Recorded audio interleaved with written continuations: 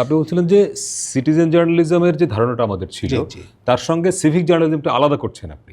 হ্যাঁ, কিছুটা আলাদা। একাডেমিক্যালি কি মানে পার্থক্যটা কি? একাডেমিক্যালি হচ্ছে যে সে নাগরিক তো আসলে শুধু তার অধিকারের জায়গা সে কাজ করে না, সে দায়িত্বের জায়গাও মানে রেসপন্সিবল।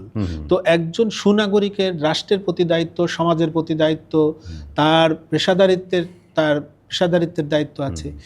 এই বিষয়গুলো কিন্তু সিটিজেন জার্নালিজমের চেয়ে সিভিক জার্নালিজম বেশি ফোকাস করে। এই জন্য দুটো একই, কিন্তু সিভিক জার্নালিজম এটা হয়তো এক ধরনের এজেন্ডা সেটিং এর জায়গা থেকে এটা করতে পারে যে আমরা এই ইস্যুটাকে এজেন্ডা সেটিং, আমরা জানেন যে এক এক সময় এক একটা বিষয় যখন হয়ে যায়, কয়েকদিন আগে যে রেপের ঘটনা, শিশু সব মানুষ কিন্তু এখানেই করেছে।